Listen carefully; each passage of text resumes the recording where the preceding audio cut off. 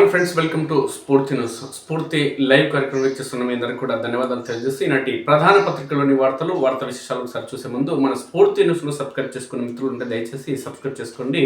అదేవిధంగా మీ ప్రాంతానికి సంబంధించిన సమస్యలు ఏమున్నా ఖచ్చితంగా మా దృష్టికి తీసుకురండి. సమస్యల పరిష్కారం కోసం మేము కలిసి పనిచేద్దాం. ఖచ్చితంగా మీ ప్రాంతానికి సంబంధించిన వార్త మా దృష్టికి తీసుకొస్తే మన స్ఫూర్తి న్యూస్లో ప్రసారం చేద్దాం. అందుకోసం మీరు చేయాల్సింది 8919793547 నెంబర్కి వాట్సాప్ లేదంటే సామాన్య కాల్ ద్వారా సమాచారం ఇవ్వచ్చు మిత్రులారా. ఈనాటి నాగర్ కర్నూలు జిల్లాకు సంబంధించిన వార్తలకు మనం మొదట్లో వెళ్తే, ఇంటర్ ఉత్తీర్ణతలో జిల్లాను టాప్ 10లో నిలుపుదామంటూ వెనుకబడిన విద్యార్థులపై ప్రత్యేక శ్రద్ధ వహించాలి, ఒత్తిడికి గురి కాకుండా యోగా ధ్యానం తరగతుల నిర్వహణ ఉండాలంటూ డిఐఓ ఎర్రాంజే పేర్కొన్నారు. అంటే టాప్ 10లో ఉంచామంటే నెంబర్ 1గా ఉంచే ప్రయత్నం చేస్తామని అంటలేడు ఆయన. టాప్ 10 అంటే ఉంటాడు, ఏనో 20 కన్నో 33 కన్నో ఉంటుంది జిల్లా. జిల్లా సైన్స్ అధికారికి అక్షరమాల అవార్డు, ఉత్తమ విద్యార్థిగా అవార్డు అందుకున్న జెడ్పీహెచ్ఎస్ కార్మంగ విద్యార్థిని స్వాతి అంటూ ఒక వార్త. సూర్య భగవానుడి బ్రహ్మోత్సవాలు ప్రారంభం, మొదటి రోజు ఆలయ ప్రాంగణంలో భక్తి శ్రద్ధలతో నిర్వహించిన విశ్వశాంతి మహాయజ్ఞం. 2 మావోయిస్టుల లొంగుబాటు, అరెస్ట్, మరో 3 సానుభూతి పట్ల రిమాండ్, నగదు బుల్లెట్ల స్వాధీనం, అరెస్ట్ అయిన వారిలో కేంద్ర కమిటీ సభ్యులు, వివరాలు వెల్లడించిన ఎస్పీ అంటూ నాగర్ కర్నూలు ఎస్పీ. అమృత్ స్కీమ్ నిధుల వినియోగంలో కొందరు ఎమ్మెల్యేలు విఫలమంటూ మహబూబ్ నగర్ ఎంపీ డికే అరుణ పేర్కొన్నారు. కేంద్ర ప్రభుత్వం అమలు చేస్తున్న అమృత్ స్కీమ్ నిధులను వినియోగించుకోవడంలో కొందరు ఎమ్మెల్యేలు విఫలమయ్యారని పాలమూరు ఎంపీ డికే అరుణ అన్నారు. శనివారం వనపర్తి జిల్లా కొత్తకోట పట్టణంలోని మున్సిపల్ ఎన్నికలపై బీజేపీ పట్టణ నాయకులతో సమావేశం ఏర్పాటు చేశారు. అంతకు ముందు ఆమె విలేకరులతో మాట్లాడారు. దేవరకద్ర ఎమ్మెల్యే కేంద్ర నిధులపై అవగాహన లేకుండా మాట్లాడడం విడ్డూరంగా ఉందన్నారు. వికసిత్ భారత్ లక్ష్యంతో దేశం ముందుకు పోతుంటే రాష్ట్ర ప్రభుత్వం కలిసి రావడం లేదన్నారు. పట్టణ ఓటర్లు ఈ మున్సిపల్ ఎన్నికల్లో బీజేపీ అభ్యర్థులను ఆదరించారని కోరారు. అనంతరం పార్టీలో చేరిన వారికి కండువాలు కప్పి ఆమె పార్టీలోకి ఆహ్వానించారు. హనుమాన్ నామస్మరణతో మారుమోగిన ఊర్కొండ అంటూ ఒక వార్తన. స్వామివారికి చక్ర స్నానం చేయిస్తున్న అర్చకులు, గ్రామస్తులు. ఎన్నికలను పకడ్బందీగా నిర్వహించాలంటూ మున్సిపల్ ఎన్నికలకు సంబంధించి గద్వాల నిర్వహించిన సమావేశానికి సంబంధించిన ఒక వార్త వచ్చింది. ఓటు విలువెంతో, ప్రతి ఒక్కరూ ఓటు హక్కు కలిగి ఉండాలి, ఓటుతో మంచి నాయకులను ఎన్నుకునే అవకాశం. నేడు జాతీయ ఓటరు దినోత్సవం. ఓటు హక్కు దేనికోసం మిత్రులారా? 500 కోసం, క్వార్టర్ కోసం, కిలో చికెన్ కోసం ఇలా ఓటు హక్కును చాలా మంది వినియోగించుకోవడం జరుగుతుంది. అందులో భాగంగానే ఎమ్మెల్యేలు, ఎంపీలు, ఎమ్మెల్సీలు, రాజ్యసభ సభ్యులు, అదేవిధంగా అంటే ప్రత్యక్షంగా ప్రజలు ఓటేసి గెలిపించే ఎన్నికలు ఏమున్నా ఆ ఎన్నికలకు సంబంధించి ప్రధానంగా సర్పంచులు, ఎంపీడీసీలు, జెడ్పీడీసీలు, మున్సిపల్ కౌన్సిలర్లు, మున్సిపల్ చైర్మన్లు, ఈ కౌన్సిలర్లు ఎన్నుకునే చైర్మన్లు. ఎవరైతే డబ్బు ఎక్కువ ఇస్తారో, ఎవరైతే మద్యం బాటిల్ పొడుగు తీస్తారో, ఎవరైతే కిలో చికెన్ బదులు 2 కిలోల చికెన్ ఇస్తారో వాళ్లకు ఓట్లు పడుతున్నాయి. అంటే హత్యలు, అత్యాచారం, క్రిమినల్ చర్యలు, ప్రభుత్వ భూముల ఆక్రమణ, ప్రజలపై దోపిడీ, ప్రజలపైన దాడి చేసే వ్యక్తులు ఎవరైతే ఉన్నారో, పోలీస్ స్టేషన్ల పైన కక్షిదారులు వ్యవహరించి ఎవరైతే ప్రజలపైన ఒక వర్గానికి సంబంధించి సపోర్ట్ చేసి మరో వర్గం పైన కేసులు పెట్టడం జరుగుతుందో, కేసుల్లో భాగంగా జైలుకు వెళ్ళిన వారిని విడిపించడం జరుగుతుందో, ఇలాంటి వాళ్ళని ఈరోజు మనం ప్రజాప్రతినిధులుగా ఎన్నుకోవడం జరుగుతుంది. ఈ క్రమంలోనే సమాజాన్ని ఎవరైతే అంటే సమాజాన్ని మొత్తం క్రైమ్స్ ఎవరు చేస్తున్నారో, లేదంటే ప్రజా ద్రోహులు ఎవరైతే ఉంటున్నారో, సమాజ ద్రోహులు ఎవరైతే ఉంటున్నారో, సమాజాన్ని ద్రోపిడీ చేసే వ్యక్తులు ఎవరైతే ఉన్నారో వాళ్ళే మెజార్టీగా ఇప్పుడు సమాజాన్ని ఏలడం జరుగుతుంది. హత్యలు చేసినోడు, రేపులు చేసినోడు ఈరోజు పార్లమెంట్లో ఉంటున్నాడు, రేపులు హత్యలు చేసినోడు ఇలా అసెంబ్లీలో ఉంటున్నాడు. వాళ్ళే చట్టాలు చేస్తున్నారు. చట్టాలు అంటే క్రైమ్, అంటే వానికి ఒక క్రైమ్ చేసినటువంటి వ్యక్తి చట్టసభలో ఉండి చట్టాలు రెడీ చేసే అవకాశం వానికి లభిస్తే ఏ విధంగా చట్టాలు రూపొందించడం జరుగుతుంది, ఆ చట్టాలను ఏ విధంగా అమలు చేయడం జరుగుతుందని ఒకసారి భారతదేశంలోని ప్రజలందరూ కూడా ఒకసారి ఆలోచించాల్సిన సమయం ఆసన్నమైంది. ఓటు హక్కును వినియోగించుకోవడం అంటే మన సొంత కులానికి సంబంధించి ఓటేయడం కాదు, సొంత వర్గానికి సంబంధించి ఓటేయడం కాదు. అందులో సమాజ సేవ ఎవరు చేస్తారు, ఎవరు మేలు కోసం, సమాజం కోసం ఎవరు పని చేస్తారనే కోణంలో ఆలోచించి ఎప్పుడైతే ఓటేస్తామో, ఎవరైతే కిలో చికెన్కి అమ్ముడుపోయి ఓటేయరో, ఎవరైతే 500 రూపాయలకి అమ్ముడుపోయి ఓటేయరో, ఎవరైతే తమ పార్టీకి సంబంధించిన నాయకుడు అని చెప్పి మంచోడు కాకుండా చెడోనికి ఓటేస్తారో అప్పటి వరకు సమాజం బాగుపడదు. సమాజం, మన దేశం కానీ లేదంటే రాష్ట్రం కానీ అభివృద్ధి చెందుతున్న దేశంగా లేదంటే వెనుకబడిన రాష్ట్రంగా దేశంగా ఉంటుంది తప్ప అభివృద్ధి చెందిన దేశంగానో అభివృద్ధి చెందిన రాష్ట్రంగానో ఎప్పటికి కూడా మారదు, అది కలగానే మిగులుతుంది. రిజర్వాయర్ సామర్థ్యాన్ని తగ్గించాలి. ఎంపీ మల్లు రవికి వినతి పత్రం అందించిన ఎర్రవల్లి తండా నిర్వాసితులు. కాంట్రాక్టర్ అర్ధనగ్న ప్రదర్శన. 1.82 కోట్ల బిల్లులు చెల్లించాలని డిమాండ్. రెసిడెన్షియల్ శిక్షణ ట్రిపుల్ ఐటీ కల సహకారం చేసేందుకు అర్హత పరీక్ష ద్వారా 150 మంది ఎంపిక. నెల రోజుల పాటు శిక్షణ. MLA NM Srinivasa Reddy. 38 మంది కార్మికులకు విముక్తి. కలెక్టర్ ఎస్పీ ఆదేశాల మేరకు గుర్తించి వారి సొంత గ్రామాలకు తరలింపు. వివరాలు వెల్లడించిన డిఎస్పీ శ్రీనివాస్ యాదవ్. ఆగ్రహించిన రైతులు. యూరియా ఇవ్వాలని రాస్తారోకో గోపాల్పేట, అదేవిధంగా బిజినేపల్లికి సంబంధించి. చూసొద్దాం రండి. పర్యాటకానికి కేంద్రంగా మారిన నల్లమల. ఇటు శైవ క్షేత్రాలు, అటు ప్రకృతి అందాలు. ప్రత్యేక ఆకర్షణగా టైగర్ రిజర్వ్ ఫారెస్ట్ లాంచీ ప్రయాణం. మన్ననూరు, బ్రహ్మగిరి, సోమశిల ప్రాంతాల్లో కాటేజీలకు పెరుగుతున్న డిమాండ్. నేడు జాతీయ పర్యాటక దినోత్సవం అంటూ మన అచ్చంపేట, నల్లమల, మన్ననూరు ప్రాంతానికి సంబంధించి, కొల్లాపూర్ ప్రాంతానికి సంబంధించినటువంటి వార్త.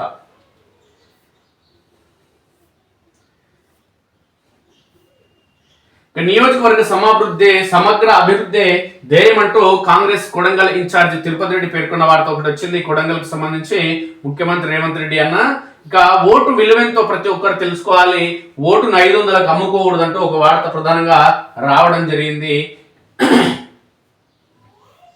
మరికొన్ని జిల్లాకు సంబంధించిన వార్తలు చూస్తే ప్రధానంగా మండలాలకు సంబంధించిన వార్తలు ప్రధానంగా రావడం జరిగింది. మౌలిక వస్తువుల కల్పన కోసం కృషి చేస్తామంటూ కష్టపడే ప్రతి కార్యకర్తకు అవకాశాలు ఉంటాయంటూ అచ్చంపేట ఎమ్మెల్యే డాక్టర్ వంశీకృష్ణ పేర్కొన్నారు. ప్రధానంగా ఇవి మన ఉమ్మడి పాలమూరు జిల్లాకు సంబంధించిన వార్తలు కాగా రాష్ట్ర స్థాయికి సంబంధించిన అంశాల్లోకి ఒకసారి వెళ్దాం.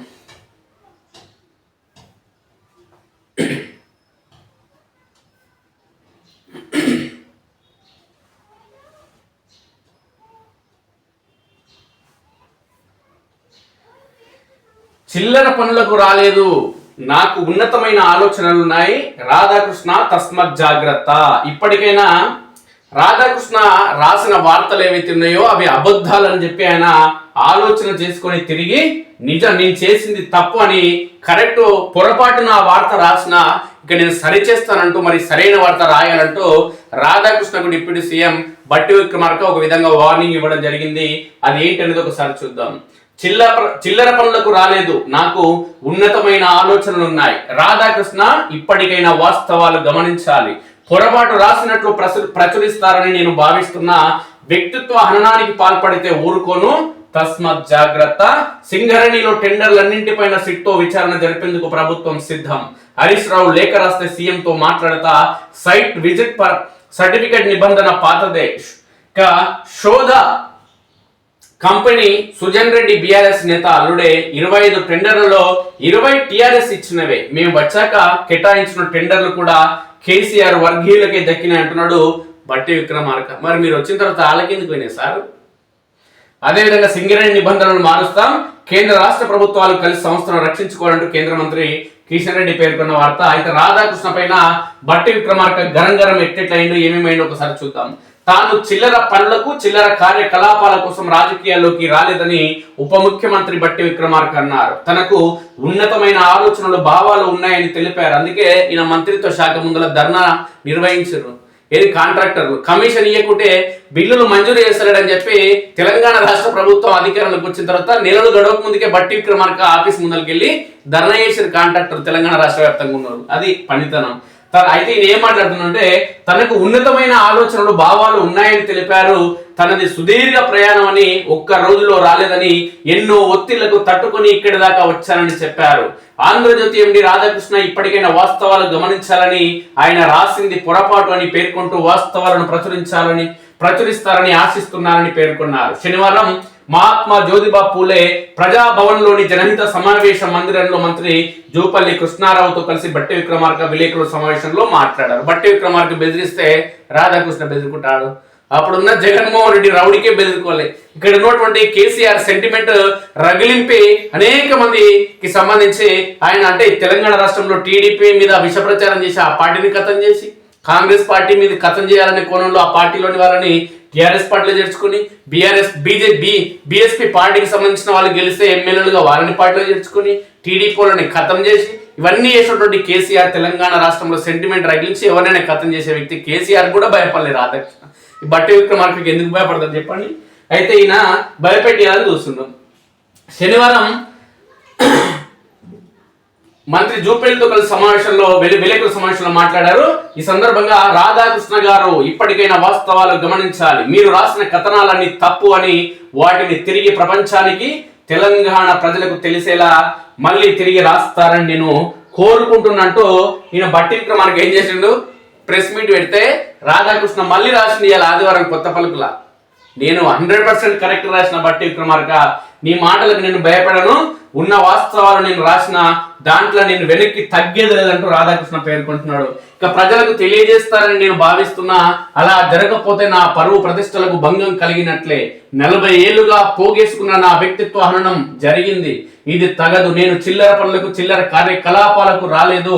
నాకు వేరే ఉన్నతమైన ఆలోచనలు భావాలు ఉన్నాయి. వాటిని అమలు చేసుకుంటూ పోవాలి. కాబట్టి నేను స్పష్టంగా చెబుతున్నా, నేను పోగేసుకున్న నా వ్యక్తిత్వాన్ని నువ్వు ఒక్క రోజుతో ఒక్క కలంతో కాలరాస్తా అంటే చూస్తూ ఊరుకోవడానికి సిద్ధంగా లేను. నేను వ్యక్తిగతంగా ఈ రాష్ట్ర ఉప ముఖ్యమంత్రిగా అడుగుతున్నా, మీరు రాసింది పొరపాటు అని తిరిగి వాస్తవాలను ప్రచురిస్తారని భావిస్తున్నా. మీ అవసరాలు వ్యక్తిగత ప్రయోజనాల కోసం రాష్ట్రంపై సింగరేణిపై తప్పుడు ప్రచారం చేయొద్దు. మీకేమైనా అనుమానాలుంటే నా ఇంటి తలుపులు 24 గంటలు తెరిచే ఉంటాయి. ఏ సమయంలో వచ్చి తలుపు తట్టినా చాలు, వాస్తవాలు బయట పెట్టడానికి సిద్ధమని బట్టి విక్రమార్క అన్నారు. బట్టి విక్రమార్క గారు రాధాకృష్ణ భయపడు సారు, ఆయన సంగతి నీకు సగమే తెలిసినట్టుంది నాకు తెలిసి. ఎందుకంటే కేసీఆర్ ఆయన మహానాయకుడు, తెలంగాణ ఉద్యమ నాయకుడు, తెలంగాణ తెచ్చినాడు అని చెప్పి కేసీఆర్ ముఖ్యమంత్రిగా ఉన్నప్పుడు తెలంగాణ రాష్ట్రంలో ప్రతిపక్ష పార్టీలు లేవు, ఏవీ లేవు. వన్ మ్యాన్ షో ఉండే. ఆయనకే భయపడలే రాధాకృష్ణ. ఒకటే టైంలో జగన్మోహన్ రెడ్డి కూడా అదే సమయంలో ఆడ ఏపీ ముఖ్యమంత్రి. ఆయన రౌడీ కథ, కార్ఖానా మర్డర్లు ఇంకా తెలిసినవి, సొంత బాబాయ్ ఏమైండు ఏం కథ అని అందరు తెలిసి. ఆయనకు భయపడలే, కేసీఆర్ భయపడలే. నీ దగ్గర ఏముందని చెప్పి ఆయన భయపడతాడు చెప్పు. ఇంకా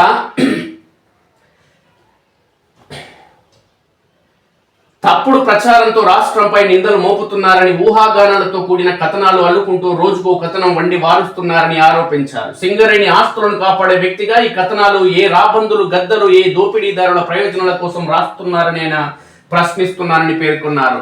ఎవరి ప్రయోజనాల కోసమో తెలియదు. పెట్టుబడులు కట్టుకథల విషపు రాధాకృష్ణ తొలి పలుకుతో లేపిన తెరతో ఈ కథనాలు వస్తున్నాయి. తొలి పలుకుల రాతలు వెనుక ఎవరి ప్రయోజనాలు దాగి ఉన్నాయో తెలియదు. తెలిసిన కొద్ది మంది వ్యక్తులకు నైని కొత్త బ్లాకును కట్టబెట్టడానికి సైట్ విజిట్ నిబంధన పెట్టి ఎవరో వారికి సంబంధించిన వ్యక్తులకు కట్టబెట్టాలనే ఊహాగానాలతో కథనాలు రాశారు. సింగరేణిని దోచిపెట్టడానికి ప్రయత్నం జరుగుతుందని రాశారు. వారు రాయగానే ఇంకో ఆయన హరీష్ రావు లేఖ రాశారు. ఇంకో ఆయన కిషన్ రెడ్డి అక్కడి నుంచి వచ్చారు. అసలు ఏంటి మీ ముగ్గురి మధ్య సంబంధం అంటే ఏముంటది? ఒక విషయం గురించి, ప్రజల గురించి మాట్లాడితే, ఒక సందర్భం వచ్చినప్పుడు ప్రశ్న ఎత్తితే, అంటే ప్రశ్న లేవనెత్తితే ప్రతిపక్ష పార్టీలుగా ఈ వేరే పార్టీలకు సంబంధించిన వ్యక్తులకు మీకేం సంబంధం అంటున్నాడు ఈయన. సంబంధం ఏముందండి? అందరు తెలంగాణ తల్లులు కన్నా బిడ్డలే. ఏముంటుంది అక్కడ చెప్పు? కిషన్ రెడ్డి తెలంగాణ తల్లి బిడ్డనే, తెలంగాణ ప్రాంతానికి సంబంధించిన ఒక తల్లి కన్నా బిడ్డ. హరీష్ రావు ఈ ప్రాంతానికి సంబంధించిన ఒక తల్లి కన్నా బిడ్డ. మీరు కూడా ఈ ప్రాంతానికి సంబంధించిన ఒక తల్లి కన్నా బిడ్డ. ఏముంటుంది ఆడ? రాధాకృష్ణ కూడా తెలంగాణ తల్లి, ఒక తెలంగాణ తల్లి కన్న బిడ్డని. ఆయన కూడా అందరు ఈ ప్రాంతానికి సంబంధించిన వ్యక్తులే. కాబట్టి ఏమైనా మిస్టేక్ జరిగినప్పుడు అందరు కలిసి అడుగుతారండి. మీరు ప్రభుత్వంలో ఉన్నారు కాబట్టి ప్రతిపక్షంలో అడగాల్సిన బాధ్యత వాళ్ళకుంది. పత్రికలు కూడా ప్రతిపక్ష పాత్ర ప్రతిసారి పోషించాల్సిన అవసరం ఖచ్చితంగా ఉంటుంది. కాబట్టి రాధాకృష్ణ ప్రశ్నించుండు, దాంట్లో తప్పే ఉంది. సారు మీ ముగ్గురి మధ్య ఏం సంబంధం అంటున్నాడు ఈయన. బిగ్గర అయింది నాకు సార్కు. నువ్వు ఊహించిందంతా రాసుకున్నావో పర్వాలేదు. వాస్తవానికి ఈ టెండర్లు, ఈ వ్యవహారాలు, రోజువారీ కార్యక్రమాలు ఏ ఒక్క నిర్ణయం కూడా సంబంధిత మంత్రి వద్దకు రాదు. ఒక్క ఫైల్ కూడా రాదు. సింగరేణి పాలక మండలి బోర్డు 105 ఏళ్లుగా ఏర్పడిన అటానమస్ సంస్థ. నిర్ణయాలన్నీ ఆ సంస్థ తీసుకుంటుంది. విషయ పరిజ్ఞానం, ఇంకిత జ్ఞానం ఉన్నవారెవరు ఇది రాయరు. వారం రోజుల్లో రాసింది పొరపాటు అని మార్చుకుంటారని అనుకుంటున్నట్టు బట్టి విక్రమార్క అన్నారు. వారం రోజులు కాదు సారు, ఇట్లాంటి 190 వారాలు వచ్చిన రాధాకృష్ణ ఈ విషయంలో మారడు. అన్ని టెండర్ల పైన విచారణకు సిద్ధం. నైని బ్లాక్ టెండర్లపై మాత్రమే కాకుండా సింగరేణిలో 2014 నుంచి ఇప్పటి వరకు జరిగిన అన్ని రకాల టెండర్లపైన విచారణ జరిపించడానికి ప్రభుత్వం సిద్ధంగా ఉందని డిప్యూటీ సీఎం బట్టి విక్రమార్క ప్రకటించారు. ఓ రాష్ట్ర ముఖ్యమంత్రి విదేశీ పర్యటనలో ఉన్నారని హరీష్ రావు లేఖ రాస్తే సీఎం తిరిగి రాగానే తాను స్వయంగా ఆయనతో మాట్లాడి విచారణకు ఆదేశించాలని చూస్తారని తెలిపారు. హరీష్ రావు అంట 2014 నుంచి అంటే వాళ్ళు అధికారంలో ఉన్నప్పటి నుంచి విచారణ జరిపించాలని లేఖ రాయాలంట. ఆయన లేఖ రాయడు హరీష్ రావు. ఎందుకు అంటే వాళ్ళ తప్పులు ఏమంటే బయట పడతాయి కాబట్టి ఆయన లేఖ రాయాడు. ఈయన లేఖ రాయలేదు కాబట్టి ఈయన బట్టి విక్రమార్క ఏం చేస్తాడు, విచారణ చేయడు. అంటే అంత తోడు దొంగల మాదిరి తయారయ్యారు అనమాట. అందుకే రాధాకృష్ణ రాసింది వాస్తవమే అనేది ఇక్కడనే అర్థమవుతుంది. ఆయన లేఖ రాస్తే ఈయనంటే విచారణ చేస్తారంట. ఈయన విచారణ చేయాలంటే ఆయన లేఖ రాయాలంట. అంటే ఆయన లేఖ రాయడు 2014 నుంచి విచారణ చేయాలని. ఎందుకంటే ఆయన చేసిన దొంగ పనులు దొరికిపోతాయి కాబట్టి. ఇవాళ ఈ కాంగ్రెస్ లో చేసిన దొంగ పనులు బయట పడకూడదంటే ప్రతిపక్షం మీద వేయాలి. ఇద్దరు తోడు దొంగలు కాబట్టి ఈ అంశం పైన విచారణ ఉండదు. రాధాకృష్ణ రాసింది నిజము.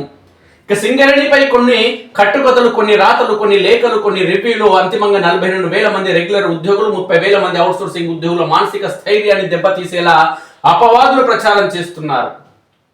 హరీష్ రావు లేఖ రాయడం మంచిదే అయింది. నేను ఒక్కడినే వాస్తవాలు చెబితే ఎట్లా, లేఖ రాశారు, వాళ్ళు ఎగ్జామినేషన్ చేస్తున్నారు, దీన్ని స్వాగతిస్తున్నా. రాష్ట్ర ప్రజలకు, దేశ ప్రజలకు కూడా వాస్తవాలు తెలియాలంటున్నాడు బట్టి విక్రమార్క. ఇక అదే విధంగా కేవలం కొంతమంది వ్యక్తిగత ప్రయోజనాల కోసం ఆస్తులను పెంచుకోవడానికి వ్యక్తులపై అడ్డగోలు ప్రచారం చేస్తున్న వారి వాస్తవ రూపం బయటికి రావాలని బట్టి విక్రమార్క వ్యాఖ్యానించారు. సైట్ విజిట్ నిబంధన పాతదే.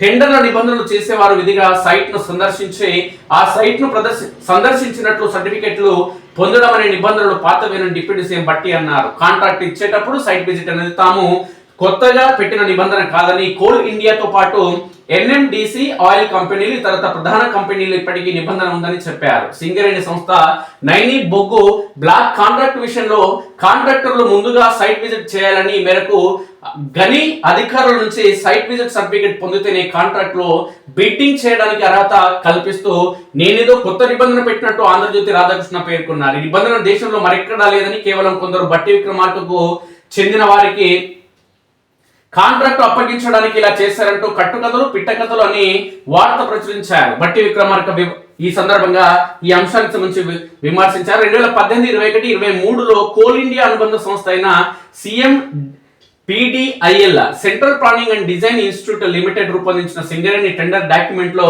ఇతర కేంద్ర ప్రభుత్వ రంగ సంస్థలైన NMDC, IIT, IIM, ఫైనాన్స్ విభాగం, డిఫెన్స్ విభాగం, గుజరాత్ రాష్ట్రంలోని ప్రభుత్వ రంగ సంస్థలు, ఇతర చాలా కంపెనీల్లో చాలా ఏళ్లుగా సైట్ విజిట్ నిబంధన ఉందన్నారు. ఈ మేరకు ఆయా కంపెనీలకు సంబంధించిన టెండర్ లేఖలను రూపొందించారు.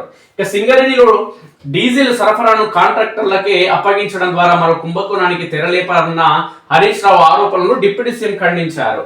ఇక డీజిల్ సరఫరా విధానంలో మార్పులు కూడా తమ హయాంలో జరగలేదని, 2022లోని అప్పటి బీఆర్ఎస్ ప్రభుత్వ హయాంలో ఈ విధానం అమల్లో ఉందని తెలిపారు. జీఎస్టీ విధాన మార్పులు డీజిల్ దొంగతనాన్ని నివారించడానికి నిర్ణయం తీసుకున్నామని తెలిపారు. రాష్ట్ర వ్యాప్తంగా, దేశవ్యాప్తంగా కాంట్రాక్టుల్లోని ఈ పద్ధతి అమల్లో ఉందని బట్టి పేర్కొన్నారు. 25 టెండర్లు 20 బీఆర్ఎస్ హయాంలో కట్టబెట్టినవే. సింగరేణిలో ఓవర్ బర్డెన్ తొలగింపులకు సంబంధించి 25 మంది కాంట్రాక్టర్లు పనిచేస్తుండగా వారిని 20 మంది బీఆర్ఎస్ హయాంలోని టెండర్లు దక్కించుకున్నారని డిప్యూటీ సీఎం బట్టి పేర్కొన్నారు. మిగిలిన 5 4 టెండర్లు తాము కేటాయించామని, వాటిలో ఒకటి VKOC 2 ప్రాజెక్టు 2022 అక్టోబర్లో షోదా కంపెనీకి దక్కిందన్నారు. మందమరిలోని Kalyankhani open cast project R Vidyasagar Rao కుటుంబానికి చెందిన ఎక్స్ప్రెస్ వేకు దక్కిందని, దానికి ఎండి దీక్షితురావు అని తెలిపారు. అదే ప్రతిమా శ్రీనివాసరావు వినోద్రావు అంటే మాజీ ఎంపీ మేనల్లుడుకు చెందినదని తెలిపారు. ఇక RGOC2 ప్రాజెక్ట్ C5 ఇంజనీరింగ్ కంపెనీకి దక్కిందని, దీనికి డైరెక్టర్లుగా నిశాంతరావు, మదన్ మోహన్ రావు, మాజీ ఎమ్మెల్సీ సుధాకర్ రావు కుమారుడు ఉన్నారని, వీరు కేసీఆర్ హరీష్ రావుకు బంధువులని తెలిపారు. ఇక SRPOC 2 ప్రాజెక్టు హర్ష కన్స్ట్రక్షన్ మాజీ ENC మురళీధర్ రావు, హరీష్ రావుతో సంబంధాలు ఉన్న కంపెనీకి దక్కిందని వెల్లడించారు. మొత్తానికి దొంగలు మీరే అంటారు తప్ప మేము మాత్రం దొంగలు అని అంటారు, ఒప్పుకుంటలేరు. సుజన్ రెడ్డి కంపెనీకి సీఎం కు సంబంధం లేదు అంటే వీళ్ళంతా పత్తిత్తులు, టీఆర్ఎస్ లో దొంగలు. వాళ్ళు టీఆర్ఎస్ లో దొంగలు అయితే వాళ్ళ మీద చర్యలు తీసుకోవాలి కదా సార్. ఇప్పుడు మీరు అధికారంలో ఉన్నారు కదా, మీరు వైఎస్ రాజశేఖర రెడ్డి శిష్యులు కదా, మీరు తప్పులు చేయరు కదా, మీరు మరి తప్పు చేసిన మీద చర్యలు తీసుకోవాలి కదా సార్. సింగరేణి సంస్థ టెండర్లను ముఖ్యమంత్రి బావమరిది కట్టబెడుతున్నట్లు కట్టు కథను ప్రచారం చేస్తున్నారని బట్టి విక్రమార్క ఆక్షేపించారు. వారు చెబుతున్న సుజన్ రెడ్డి కంపెనీ శోధా కన్స్ట్రక్షన్స్ కు ఎండి దీప్తి రెడ్డి అని తెలిపారు. ఆమె బీఆర్ఎస్ మాజీ ఎమ్మెల్యే కందాల ఉపేందర్ రెడ్డి కుమార్తె అని తెలిపారు. ఆమె భర్త సుజన్ రెడ్డి అని ఉపేందర్ రెడ్డికి అల్లుడని వివరించారు. సింగరేణి వ్యాప్తంగా పలు కాంట్రాక్టు పనులు నిర్వహిస్తున్న 5 ప్రముఖ కాంట్రాక్టర్లు కూడా బీఆర్ఎస్ నేతలకు బంధువులు లేదంటే సన్నిహితులని తెలిపారు. మరి తప్పులున్నాయి, తప్పుడు మార్గంలో వాళ్ళకి కాంట్రాక్టులు వస్తే అవి రద్దు చేసారా సారు? ఇవన్నీ ఏమి చేయవు. మేము దొంగలమని వీళ్ళ, మీరు దొంగలని వాళ్ళంటే కాదుగా మీరే దొంగలని వీళ్ళు అంటున్నారు. కాకపోతే ఏంటంటే అందరూ తోడు దొంగలు అనేది రాధాకృష్ణ అంటున్నాడు. పాపం రాధాకృష్ణ మాత్రం ఏం చేస్తాడు చెప్పండి? ఉన్న వాస్తవాలను కూడా రాయకూడదని అంటే రాయడానికి ఇంకా కథ ఏమో అడ్డొస్తాయనంటే ఎట్లా సార్? మంటల్లో 5 హైదరాబాద్లోని నాంపల్లిలో ఫర్నిచర్ దుకాణంలో భారీ అగ్ని ప్రమాదం. 4 అంతస్తుల భవనంలో వ్యాపించిన మంటలో భవనంలో చిక్కుకున్న వాచ్మెన్ల కుటుంబ సభ్యులు, 2 చిన్నారులు, వారిని కాపాడేందుకు వెళ్లిన 2 యువకులు, ఓ వృద్ధురాలు ఆచూకీ గల్లంతు. 6 గంటలు శ్రమించి మంటలు ఆర్పిన అగ్నిమాపక సిబ్బంది. షార్ట్ సర్క్యూట్ వల్లే ప్రమాదం, ఫైర్ డీజీపీ విక్రమ్ సింగ్ మాన్ పేర్కొన్నారు. గంజాయి స్మగ్లర్ల ఘాతుకం. ఎక్సైజ్ మహిళా కానిస్టేబుల్ ను కారుతో ఢీకొట్టిన దుండగులు. స్మగ్లర్ల కారును ఆపేందుకు యత్నించిన కానిస్టేబుల్ సౌమ్య తప్పించుకునే క్రమంలో ఆమె పైకి కారు తోలిన దుండగులు. ప్రాణాపాయ స్థితిలో కానిస్టేబుల్, కిడ్నీ ప్లీహం తొలగించిన వైద్యులు.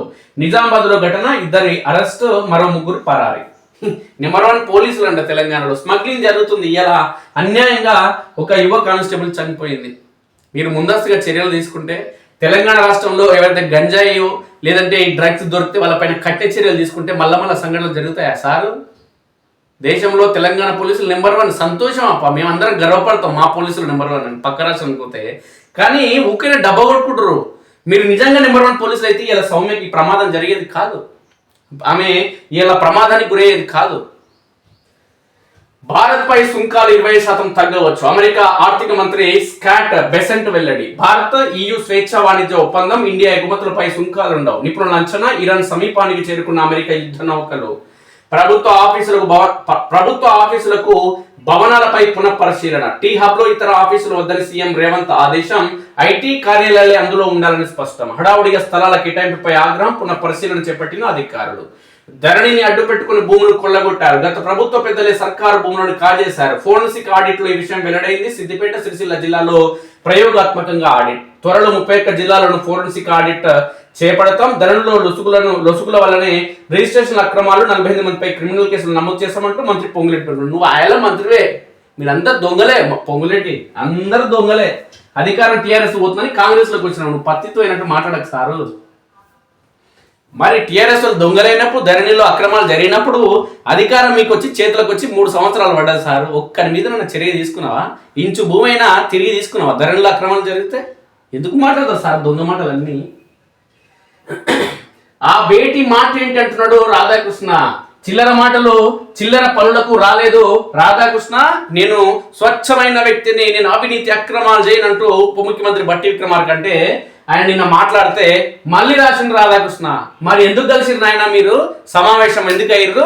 నేను రాసింది 100% కరెక్టే, వెనక్కి తగ్గేది అంటున్నాడు రాధాకృష్ణ. అదేంటో చూద్దాం. ఆ భేటీ మాట ఏంటి? ఒకప్పుడు ప్రభుత్వంలో అక్రమాలను మీడియా లేదంటే ప్రతిపక్షాలు వెలుగులోకి తెచ్చినప్పుడు చర్యలు ఉండేవి. అందుకు బాధ్యులైన మంత్రులు రాజీనామా చేసేవారు.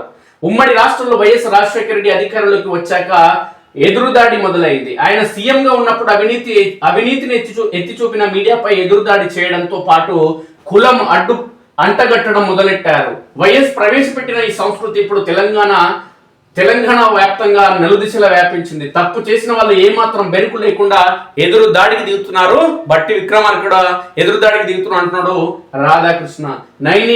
నైని కోల్ బ్లాక్ వ్యవహారాన్ని గత వారం నేను వెలుగులోకి తెచ్చిన తర్వాత ఇటువంటి క్రీడకు మళ్ళీ తెరలేపారు. విషయ తీవ్రతను తక్కువ చేసి చూపేందుకు ఇదేదో 2 మీడియా సంస్థల మధ్య యుద్ధంగా చిత్రీకరించే ప్రయత్నాన్ని సీఎం రేవంత్ రెడ్డి చేయగా, ఆరోపణలు ఎదుర్కొంటున్న డిప్యూటీ సీఎం బట్టి విక్రమార్క మాత్రం ఎదురుదాడికి దిగారు. నాకు దురుద్దేశాలు ఆపాదించే ప్రయత్నం చేశారు బట్టి విక్రమార్క. కానీ తను ఈ సందర్భంగా బట్టి గురించి మాట్లాడుతూ తాను వైఎస్ అనుచరుడునని ఆయనపై తను వైఎస్ అనుచరుడుననే ఆయనపై కోపం తనపై తీర్చుకుంటున్నారని, నన్ను దృష్టిలో పెట్టుకుని విమర్శలు చేస్తున్నారని, ఎప్పుడో చనిపోయిన వైఎస్ పై ఎవరికి మాత్రం ఎందుకు కోపం ఉంటుంది? చిల్లర వార్తలకు భయపడబోనని బట్టి చెప్పుకొచ్చారు. చిల్లర వ్యవహారాలు హద్దు దాటినప్పుడు రాతలతో వార్తలు పెట్టాలని జర్నలిజంలో మా గురువులు మాకు నేర్పారంటున్నాడు రాధాకృష్ణ. ఇంకా చెప్పు సమాధానం బట్టి. ఎవరు నమ్మినా నమ్మకపోయినా రేవంత్ కు గాని, మంత్రి కోమటిరెడ్డి వెంకటరెడ్డి గాని ఈ వార్తతో సంబంధం లేదు. మహిళా ఐఏఎస్ అధికారుల వ్యక్తిత్వ హననానికి ఎన్టీవీ పాల్పడి ఉండకపోతే నైని అంశం నా దృష్టికి వచ్చి ఉండేది కాదేమో. బట్టి ఎటువంటి సవాళ్ళనైనా విసురుకోవచ్చు, వాటికి జవాబులు నా దగ్గర సిద్ధంగా ఉన్నాయి. ఈ వ్యవహారంలోకి కులాలను తీసుకురావడం కూడా నాకు ఆశ్చర్యం కలిగించలేదు. ఎందుకంటే తాను వైఎస్ శిష్యుడునని బట్టి విక్రమార్క చెప్పుకున్నారు కనుక వైఎస్ పాటలోనే బట్టి కూడా నడుస్తాడు. కక్ష సాధింపులు, కులాలని ముందర పెట్టడం వైఎస్ రాజశేఖర రెడ్డి ఏ విధంగా అలవాటో బట్టి కూడా అలవాటు అంటున్నాడు రాధాకృష్ణ. ఇక పెట్టుబడులు, కట్టుకథలు, విషపు రాతలని బట్టి నన్ను నిందించే ప్రయత్నం చేశారు. ఇప్పుడు మళ్ళీ చెబుతున్నా, నైని కోల్ బ్లాక్ను పొందేందుకు బట్టి ఎన్టీవీ యజమాని నరేంద్ర చౌదరి ప్రయత్నించడం నిజం కాదా? మీరు సింగరేణి ఉన్నతాధికారులను పిలిపించి చర్చించడం నిజం కాదా అంటున్నాడు రాధాకృష్ణ.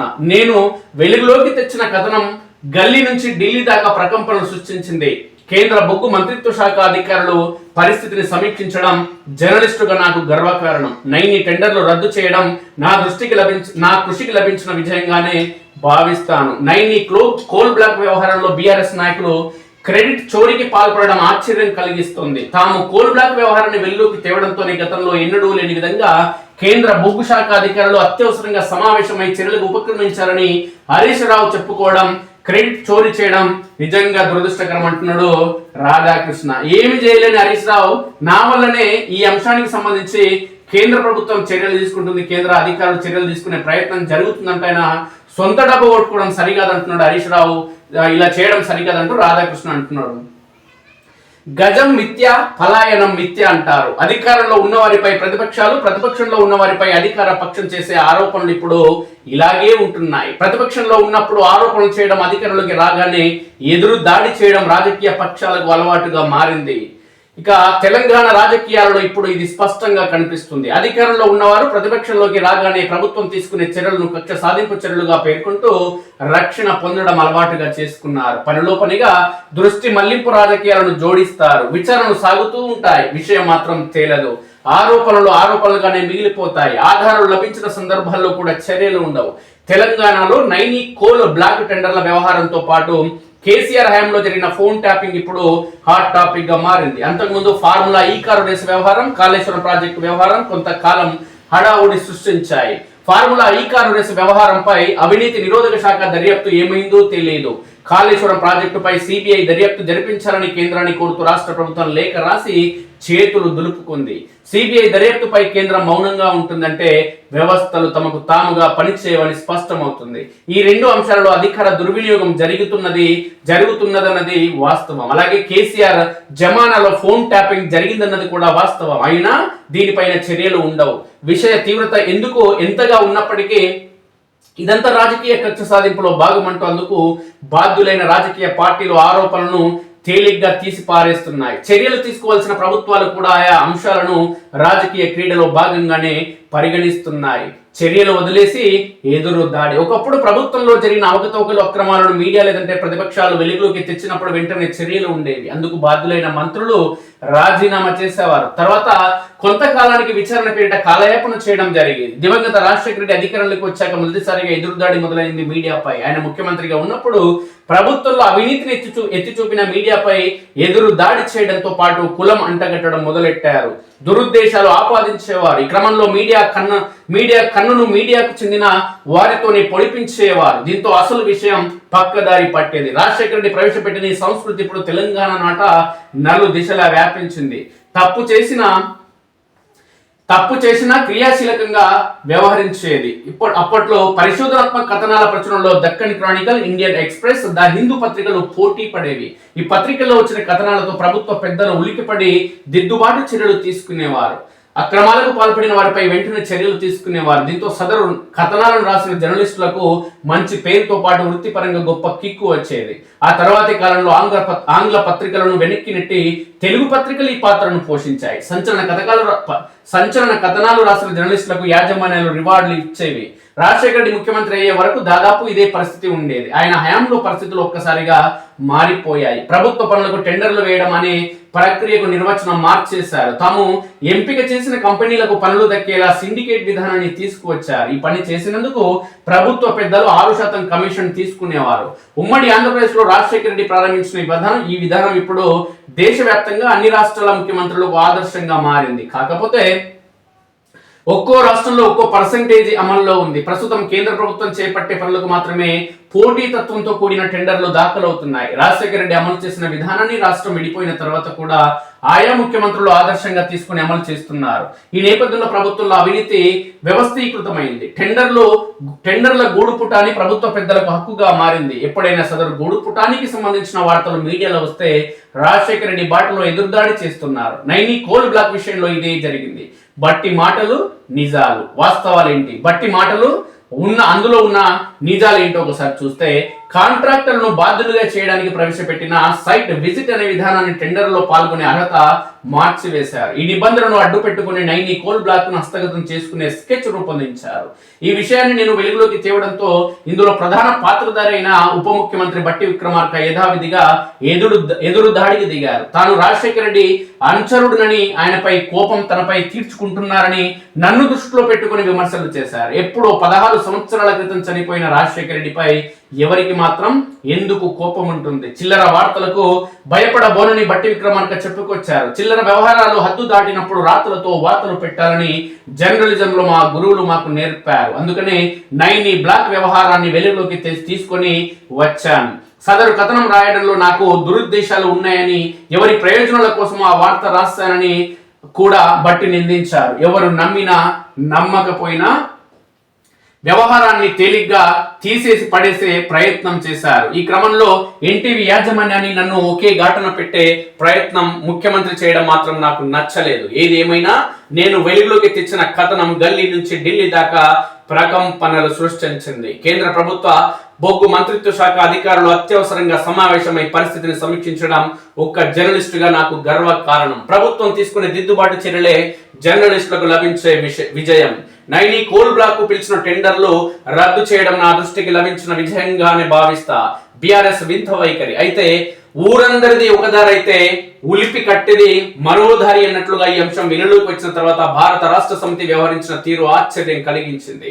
ఆ పార్టీ నన్ను ఒక రాజకీయ ప్రత్యర్థిగా పరిగణించడం వల్లనే కాబోలు నాపై కొన్ని విమర్శలు చేసింది. కేసీఆర్ సొంత పత్రికలో యథావిధిగా విషయం కక్కారు. ఆ పార్టీలోని రాజకీయ మరుగుజ్జులతో విమర్శలు చేయించారు. ఆ పార్టీకి ముఖ్యమంత్రి రేవంత్ రెడ్డి ప్రధాన శత్రువు కనుక ఉప ముఖ్యమంత్రి బట్టి విక్రమార్కను భుజానికి ఎత్తుకున్నారు. ఒక రాజకీయ పార్టీకి విషయంలో వారి ఎత్తుగడలు తప్పు పట్టాల్సిన పని లేదు. ముఖ్యమంత్రికి ఉప ముఖ్యమంత్రికి మధ్య విభేదాలు సృష్టించగలిగితే లాభపడేది భారత రాష్ట్ర సమితి కనుక ఆ పార్టీ నాయకులు ఈ పని చేశారు. కేసీఆర్ కుటుంబానికి ముఖ్యమంత్రి రేవంత్ రెడ్డికి మధ్య పచ్చగడ్డి వేసిన బగ్గుమంటున్న విషయం తెలిసిందే. అయితే ఈ గొడవలతో నాకేం సంబంధం? మధ్యలో నాపై పడి ఏడవడం ఎందుకు? సింగరేణి సంస్థలో మరెన్నో అక్రమాలు జరిగాయని బీఆర్ఎస్ నాయకులు ఆరోపించారు. వాటన్నింటికీ ముఖ్యమంత్రి లేదంటే ఆ శాఖను చూస్తున్న బట్టి విక్రమార్క ఖచ్చితంగా సమాధానం చెప్పుకుంటారు. రాజకీయాలు ఎంత కలుషితం కాకూడదు అంతగా కలుషితమైనందున అన్నింటికి వక్ర భాషలు చెప్తున్నారు. జరుగుతున్న దానికి మసిబూసి మారడికాయ చేస్తున్నారు. కేంద్ర మంత్రి కిషన్ రెడ్డి ఆరోపించినట్లుగా రాష్ట్రం విడిపోయిన తర్వాత సింగరేణి సంస్థను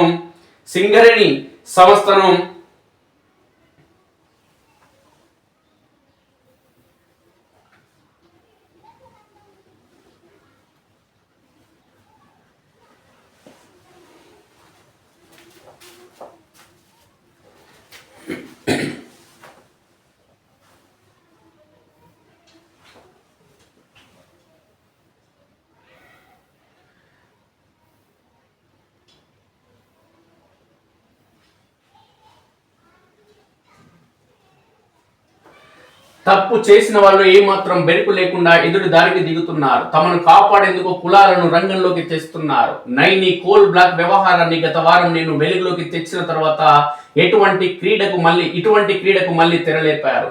విషయ తీవ్రతను తక్కువ చేసి చూపించేందుకు ఇదేదో రెండు మీడియాల మధ్య యుద్ధంగా చిత్రీకరించే ప్రయత్నాన్ని ముఖ్యమంత్రి రేవంత్ రెడ్డి చేయగా, ఆరోపణలు ఎదుర్కొంటున్న ఉప ముఖ్యమంత్రి బట్టి విక్రమార్క మాత్రం ఎదురు దాడికి దిగారు. నాకు దురుద్దేశాలు ఆపాదించే ప్రయత్నం చేశారు.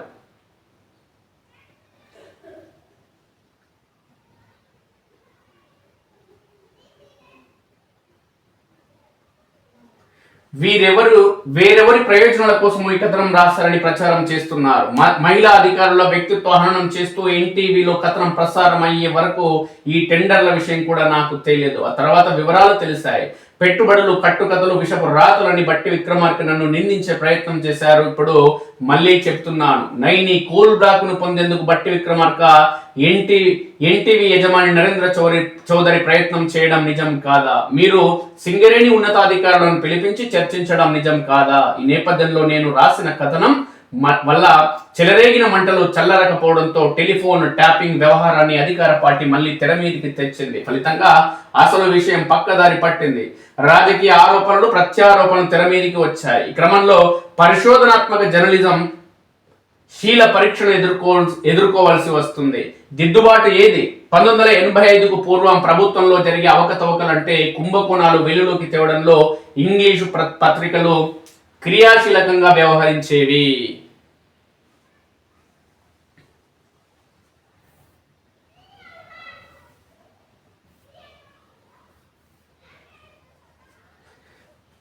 వాటన్నింటికి ముఖ్యమంత్రి లేదా ఆ శాఖను చూస్తున్న బట్టి విక్రమార్క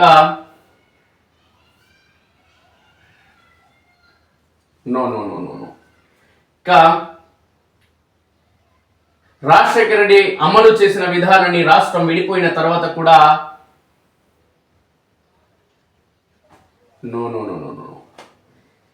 సదరు కథనం రాయడంలో నాకు దురుద్దేశాలు ఉన్నాయని, ఎవరి ప్రయోజనాల కోసం ఈ వార్త రాస్తారని కూడా బట్టి నిందించారు. ఎవరు నమ్మినా నమ్మకపోయినా ముఖ్యమంత్రి రేవంత్ రెడ్డి కానీ మంత్రి కోమటిరెడ్డి వెంకరెడ్డి కానీ ఈ వార్తతో సంబంధం లేదు. ఇద్దరు మహిళా ఐఏఎస్ అధికారుల వ్యక్తిత్వ హననానికి ఎన్టీవీ పాల్పడి ఉండకపోతే నైని కోల్ బ్లాక్ అంశం నా దృష్టికి వచ్చి ఉండేది కాదేమో. మంత్రి కోమటిరెడ్డి వెంకరెడ్డిపై కోపంతో మహిళా అధికారుల వ్యక్తిత్వ హననానికి పాల్పడడం ఏమిటని ఆరా తీసిన నాకు అసలు విషయం తెలిసింది. ఇక జరిగింది ఇదే. ఈ విషయంపై బట్టి విక్రమార్క ఎటువంటి సవాళ్ళను విసుక్కోవచ్చు. వారికి జవాబులు నా దగ్గర సిద్ధంగా ఉన్నాయి. నేను రాజకీయ నాయకుడిని కాను కనుక తిరిగి ఆయనపై ప్రత్యారోపణలు చేయదలుచుకోలేదు. ఈ వ్యవహారంలోకి కులాలను తీసుకురావడం కూడా నాకు ఆశ్చర్యం కలిగించలేదు. ఎందుకంటే తాను రాజశేఖర రెడ్డి శిష్యునని బట్టి విక్రమార్క స్వయంగా చెప్పుకున్నారు కనుక అదే బాటలో నడవకుండా ఎలా ఉంటారు? పంచకట్టు విషయంలోనే కాకుండా అలవాట్ల విషయంలో కూడా ఆయన రాజశేఖర రెడ్డిని ఆదర్శంగా తీసుకున్నట్లుంది. బట్టి విక్రమార్క నన్ను విమర్శించిన రోజు ముఖ్యమంత్రి రేవంత్ రెడ్డి ఒక బహిరంగ సభలో మాట్లాడుతూ రెండు మీడియా సంస్థల మధ్య గొడవలే దీనంతటికి కారణమంటూ వ్యవహారాన్ని తేలిగ్గా తీసిపడేసే ప్రయత్నం చేశారు.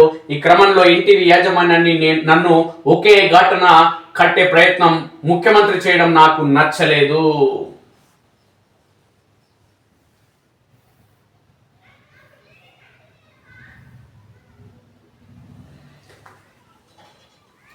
వాటన్నింటికి ముఖ్యమంత్రి లేదంటే శాఖను చూస్తున్న బట్టి విక్రమార్క సమాధానం చెప్పుకుంటారు. రాజకీయాలు ఎంత కలుషితం కాకూడదో అంతగా కలుషితమైనందున అన్నింటికి వక్ర భాషలు చెప్తున్నారు. జరుగుతున్న దానికి మసిబూసి మారడుకాయ చేస్తున్నారు. కేంద్ర మంత్రి కిషన్ రెడ్డి ఆరోపించినట్లుగా రాష్ట్రం విడిపోయిన తర్వాత సింగరేణి సంస్థను పాడి ఆవుగా మార్చేసుకున్నారు. ఉమ్మడి రాష్ట్రంలో సింగరేణి సంస్థ ఎండీగా ప్రభుత్వ ప్రధాన కార్యదర్శి స్థాయి అధికారులను నియమించేవారు. ఆ సంస్థ వ్యవహారంలో ప్రభుత్వం పెద్దగా జోక్యం చేసుకునేది కాదు. విడిపోయిన తర్వాత పాలకులు తమ చెప్పు చేతుల్లో నడుచుకునే వారిని సింగరేణి ఎండీలుగా నియమించుకున్నారు. ఫలితంగా ఇప్పుడు అనేక అవకతవకలకు ఆస్కారం ఏర్పడింది. సంస్థ ఆర్థిక పరిస్థితి దిగజారింది. మున్ముందు కార్మికులకు జీతాలు కూడా చెల్లించలేని స్థితికి సంస్థ నెట్టబడుతుంది. నైని బ్లాక్ టెండర్లలో పాల్గొనాలనుకునే వారందరికీ సైట్ విజిట్ సర్టిఫికెట్ జారీ చేసి ఉంటే ఏ నిబంధన పెట్టినా ఏ గొడవ ఉండేది కాదు. అలా జారీ చేయకుండా అధికారులను కట్టడి చేయడం వల్లనే తంట అంతా. ఈ నిబంధనతో తనకు సంబంధం లేదని బట్టి విక్రమార్క చెప్తున్నారు కానీ సంబంధమే లేకుంటే అధికారులపై ఆంక్షలు ఎవరు విధించినట్లు. మొత్తం మీద నేను తెర మీదకి తెచ్చిన కథనంతో తేనె తుట్టను కదిపినట్టు అయింది. సింగరేణి వ్యవహారాల్లో కాంగ్రెస్ బీఆర్ఎస్ ప్రభుత్వాలు జోక్యం చేసుకున్నాయని స్పష్టమైంది. ఇప్పుడు కేంద్ర ప్రభుత్వం కూడా రంగంలోకి దిగాల్సిన పరిస్థితి ఏర్పడింది. నిష్పాక్షిక విచారణ జరిగితే సింగరేణి విషయంలో ఎవరి పాపం ఎంతో తేట తెల్లమవుతుంది. బురద కడుక్కోవలసిన బీఆర్ఎస్ ఇప్పుడు బురద చల్లే పరిస్థితికి వచ్చింది. దీంతో కాంగ్రెస్ ప్రభుత్వం ప్రతి వ్యూహం సిద్ధం చేసుకుని అమలు చేస్తుంది. టెలిఫోన్ ట్యాపింగ్ వ్యవహారంలో విచారణను వేగవంతం చేయడం ఇందులో భాగమే. సింగరేణి వ్యవహారం రచ్చకెక్కడంతో ముందుగా హరీష్ రావు తర్వాత కేటీఆర్ కు సిట్ అధికారులు నోటీసులు జారీ చేసి విచారణకు పిలిపించుకున్నారు.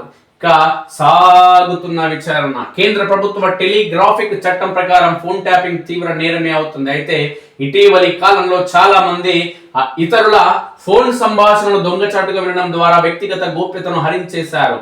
కేసీఆర్ కుటుంబ సభ్యులు తాము కూడా బాధితులమని చెప్పుకుంటున్నారంటే ఏ స్థాయిలో ఫోన్ ట్యాపింగ్ దుర్వినియోగమైందో అర్థం చేసుకోవచ్చు. ప్రతిపక్షాలతో పాటు జర్నలిస్టులు ఇతర ప్రముఖుల సంభాషణలు విని వారి కదలికలను తెలుసుకోవడం ద్వారా కేసీఆర్ సాధించింది ఏమిటో తెలియదు.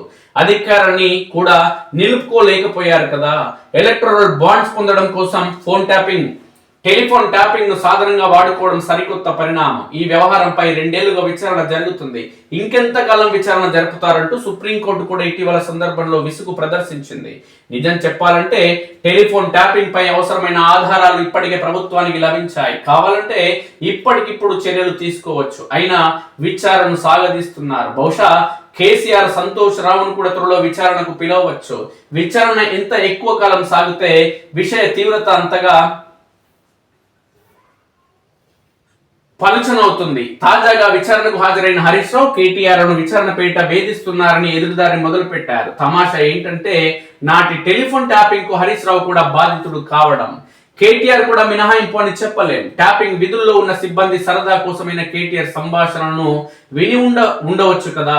విచ్చలవిడితనానికి ఆస్కారం కలిగించినప్పుడు ఏదైనా జరగచ్చు. కేసీఆర్ మాటలను కూడా విని ఉండొచ్చు. కుతూహలం మనిషి నైజం. ఏది ఏమైనా ప్రభుత్వం ఈ విచారణను వీలైనంత త్వరగా ముగించడం వాంఛనీయం. లేని పక్షంలో సీరియస్నెస్ పోతుంది. గతంలో జరిగిన తప్పులపై చర్యలు తీసుకునే ఆలోచన లేకపోతే విచారణ తంతుకు స్వస్తి చెప్పాలి. అలా కాకపోతే ఇదంతా అధికార విపక్షాల మధ్య నడిచే డ్రామాగా ప్రజలు పరిగణించే అవకాశం ఉంది. ప్రభుత్వం కక్ష సాధింపు చర్యలకు పాల్పడుతుందని బీఆర్ఎస్ నాయకులు ఇప్పటికే విమర్శలు చేయడం మొదలు పెట్టారు. అతి గతి లేకుండా విచారణలు సాగుతూ ముఖ్య నాయకులను విచారణ పేరిట పిలుస్తూ పోవడం వల్ల ప్రజలు సహజంగానే వారి విమర్శలను విశ్వసిస్తారు. టెలిఫోన్ ట్యాపింగ్ విచారణ సాగినంత కాలం బీఆర్ఎస్ నాయకులు సింగరేణి వంటి విషయాలు ప్రభుత్వంపై ఆరోపణలు చేస్తూనే ఉంటారు. అయితే వారం గడిచేసరికి సింగరేణి వ్యవహారం మసకబారడం మొదలైంది. ప్రస్తుతానికి టెలిఫోన్ ట్యాపింగ్ విషయమే హాట్ టాపిక్ అయింది. త్వరలో మరో వివాదం తెరపైకి రావచ్చు.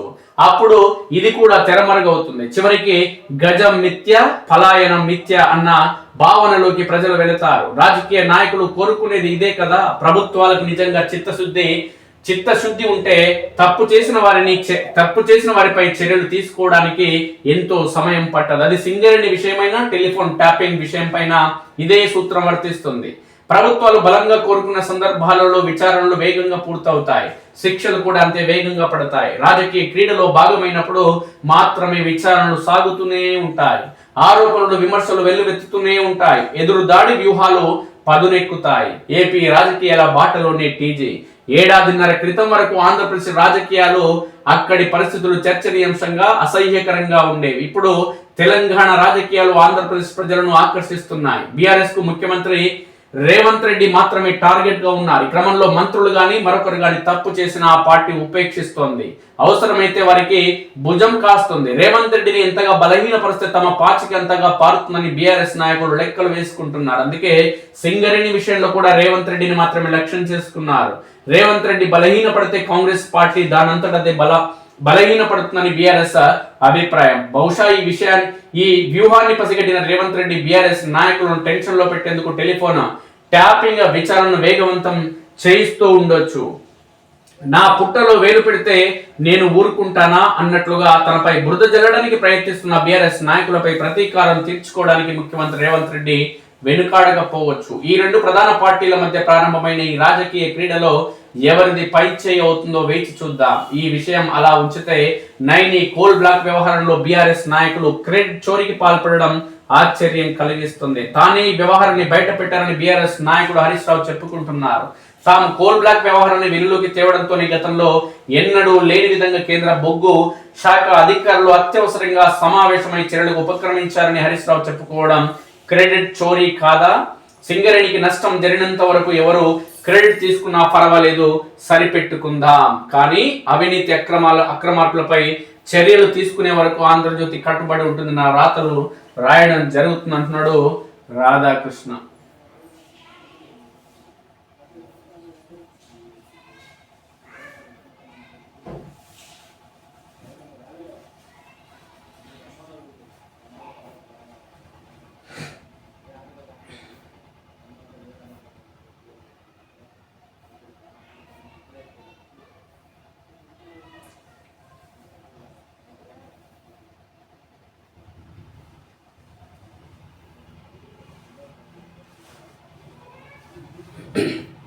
వెలుగు ప్రధాన పత్రికలను వార్తలు ఒకసారి చూస్తే లిక్కర్ పెట్రోల్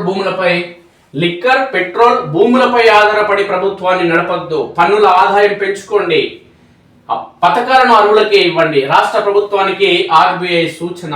భూస్వాములకు రాజకీయ నాయకులకు రైతు భరోసా సాయం ఎందుకు? లేబర్ కొరతను అధిగమించడానికి మహిళలను ఉద్యోగాల పరిశ్రమలకు ప్రోత్సహించండి, తిని కూర్చుంటే కొండైనా కరుగుతుంది, ఆస్తులు పెంచుతున్న భవిష్యత్తు, క్లైమేట్ బడ్జెటింగ్ విధానం అవసరమని సూచన. State finances A study of budgets 2025-26 పేరుతో రిపోర్ట్. రాష్ట్ర ప్రభుత్వం తమ ఆదాయం కోసం కేవలం లిక్కర్ అమ్మకాలు, పెట్రోల్ డీజిల్ పై వ్యాట్, భూముల రిజిస్ట్రేషన్ల మీదే ఆధారపడడం ఎంత మాత్రం మంచిది కాదని reserve bank of India RBI తేల్చి చెప్పింది. కేవలం ఈ 3 మార్గాల ద్వారా వచ్చే ఆదాయంతోనే ప్రభుత్వాన్ని నెట్టుకురావడం భవిష్యత్తులో పెను ఆర్థిక ఇబ్బందులకు దారి తీస్తుందని హెచ్చరించింది.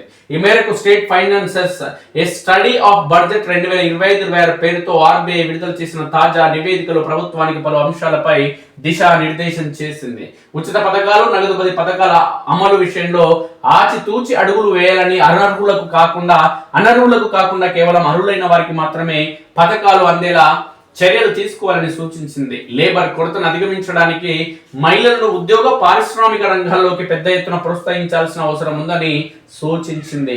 తెలంగాణలో అమలవుతున్న ఉచిత విద్యుత్, రైతు భరోసా, రుణమాఫీ, మహిళలకు ఉచిత బస్సు ప్రయాణం లాంటి సంక్షేమ పథకాలు బడ్జెట్ పై తీవ్ర భారాన్ని మోపుతున్నాయని ఆర్బీఐ ప్రస్తావించింది. సామాజిక భద్రత అవసరమే అయినప్పటికీ పథకాలు కేవలం ఓట్లు రాల్చే సాధనాలుగా మారకూడదని తెలిపింది. పథకాలను అందరికీ వర్తింపజేయడంతో అనర్హులు కూడా లబ్ధి పొందుతున్నారని, భూస్వాములకు, రాజకీయ నాయకులకు కూడా రైతు భరోసా ఇవ్వడం వల్ల ప్రజాధనం వృధా అవుతున్నదని ఉదాహరణ కింద చూపింది. పథకాలను సమీక్షించుకుని కేవలం పేదలకు, అర్హులైన వారికి మాత్రమే నిధులు అందేలా చూడాలని, మిగిలిన నిధులను విద్యా, వైద్యం లాంటి కార్యక్రమాలకు వాడాలని హితవు పలికింది. విద్యా, వైద్యం కోసం ఎన్నడూ కూడా ఈ రాజకీయ పార్టీలు ఉపయోగించుకోవు. కారణం ఏంటంటే అన్ని వర్గాల ప్రజలు చదువుకుంటే ఇలా పని ఖతమవుతుంది. అవినీతి అక్రమాలు చేసే ఈ ప్రభుత్వాలు ఏవైతే ఉన్నాయో వీళ్ళకి ఓట్లేసే పరిస్థితి ఉండదు. కాబట్టి అదేవిధంగా పన్ను ఆదాయం కోసం తెలంగాణ ప్రధానంగా 3 మార్గాలపై అతిగా ఆధారపడుతున్నదని ఆర్బీఐ ఆందోళన వ్యక్తం చేసింది. సొంత పన్నుల ఆదాయంలో సింహభాగం కేవలం లిక్కర్ అమ్మకాలు, భూముల రిజిస్ట్రేషన్, పెట్రోల్ ఉత్పత్తుల నుంచి వస్తున్నదని పేర్కొంది. రియల్ ఎస్టేట్ రంగం ఏమాత్రం డీలా పడిన, అంతర్జాతీయ కారణాల వల్ల ఇంధన వినియోగం తగ్గిన రాష్ట్ర ఖజానా ఒక్కసారిగా కుప్ప కూలే ప్రమాదం ఉంది. సులభంగా డబ్బులు వచ్చే ఈ 3 మార్గాలపైన ప్రభుత్వం అతిగా ఆధారపడుతున్నదని ఇది తాత్కాలిక ఉపశమనాన్ని ఇస్తుందేమో కానీ దీర్ఘకాలంలో ఆర్థిక వ్యవస్థను దెబ్బతీస్తుంది. అందువల్ల మైనింగ్ లాంటి ఇతర మార్గాల ద్వారా ఆదాయాన్ని పెంచుకోవాలని సూచించింది. 2025-26 ఆర్థిక సంవత్సరానికి తెలంగాణ ప్రభుత్వం 1,45,419 కోట్ల సొంత పన్నుల ఆదాయాన్ని అంచనా వేసింది. ఇందులో మెజారిటీ వాటా 3 శాఖల నుంచే వస్తుంది. మద్యం ద్వారా 27,623 కోట్లు, సేల్స్ ట్యాక్స్ వ్యాట్ అదేవిధంగా పెట్రోల్ డీజిల్ లిక్కర్ ద్వారా 37,463 కోట్లు, భూములు రిజిస్ట్రేషన్లతో 19,087 కోట్లుగా ఉంది. మూడింటిని కలిపితే దాదాపుగా 84,173 కోట్లు. అంటే రాష్ట్ర ప్రభుత్వం సంపాదించే ప్రతి 100 రూపాయల్లో దాదాపు 55 నుంచి 60 రూపాయలు కేవలం జనం తాగే మద్యం, వాడే పెట్రోల్, కొనే భూముల రిజిస్ట్రేషన్ల నుంచే వస్తున్నాయి. రియల్ ఎస్టేట్ మరింత పడిపోయినా జనం మద్యం తగ్గించిన రాష్ట్రం కుప్పగూలిపోయే ప్రమాదం ఉందని సందర్భంగా హెచ్చరించింది. 2025-26 బడ్జెట్ లో మొత్తం సుమారు 2.90 లక్షల కోట్లు అయితే అందులో జీతాలు, పెన్షన్లు, సబ్సిడీలకే 2.21 లక్షల కోట్లు పోతున్నాయని, రోడ్లు భవనాలు లాంటి ఆస్తుల కల్పన కేవలం 33,447 కోట్లు మాత్రమే కేటాయించారని ఆర్బీఐ విశ్లేషించింది. మహిళలకు ట్రైనింగ్ ఇస్తే లేబర్ కొరతకు చెక్. తెలంగాణలో రాబోయే రోజుల్లో పనిచేసే వయసున్న జనాభా తగ్గుముఖం పట్టే అవకాశాలున్నాయని, దీనివల్ల లేబర్ కొరత ఏర్పడవచ్చని ఆర్బీఐ హెచ్చరించింది. రాష్ట్రంలో పరిశ్రమలు ఉన్నాయి, పెట్టుబడులు వస్తున్నాయి, కానీ భవిష్యత్తులో పనిచేయడానికి మనుషులు దొరకరు.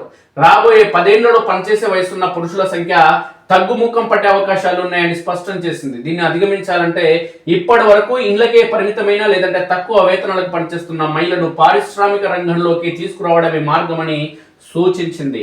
తెలంగాణలోని మహిళలు ఎక్కువగా వ్యవసాయ, బీడీ తయారీ, చిన్న తరహా పనుల్లోనే ఉన్నారని తెలిపింది. కానీ భవిష్యత్ అంతా టెక్నాలజీ, మెషినరీలదేనని, అందుకే వాళ్లకు ఆధునిక నైపుణ్యాలు శిక్షణ ఇవ్వాలని సూచించింది. కంప్యూటర్ శిక్షణ, మిషనరీ ఆపరేటింగ్, ఎలక్ట్రానిక్స్ లాంటి రంగాల్లో మహిళలకు ట్రైనింగ్ ఇస్తే లేబర్ కొరతను ఎదుర్కోవచ్చని పేర్కొంది. ఫ్యాక్టరీలు, ఐటీ, నిర్మాణ రంగాల్లో పనిచేసే కార్మికుల కొరత తీవ్రంగా ఏర్పడే ప్రమాదం ఉందని, బయటి రాష్ట్రాల నుంచి వచ్చే వలస కూలీలపైనే పూర్తిగా ఆధారపడలేమని, అందుకే స్థానికంగా ఉన్న మహిళా వనరులను వాడుకోవాలని పేర్కొంది. 100 మందిలో 60 మంది మహిళలు దూరంగానే. కేవలం మహిళలకు ఉచిత బస్సు ప్రయాణం, నెలవారీ ఆర్థిక సాయం లాంటి పథకాలతో సరిపెట్టకుండా వారిని పారిశ్రామికవేత్తలుగా, ఉద్యోగులుగా మార్చే విధానాలను రూపొందించాలని ఆర్బీఐ సూచించింది. మహిళలు ఇంటిని, ఉద్యోగాన్ని సమన్వయం చేసుకునేలా ప్రోత్సహించాలి. ప్రైవేట్ రంగంలోనూ మెరుగైన ప్రసూతి సెలవులు, పిల్లల పెంపకానికి సెలవులు ఇచ్చేలా చట్టాలను కఠినతరం చేయాలి. ఐటీ కంపెనీల నుంచి చిన్న పరిశ్రమల వరకు ప్రతి చోట పిల్లల సంరక్షణ కేంద్రాలు ఏర్పాటు చేయాలి. అప్పుడే తల్లులు నిశ్చింతగా పనికి రాగలుగుతారని పేర్కొంది. దేశవ్యాప్తంగా చూస్తే పురుషుల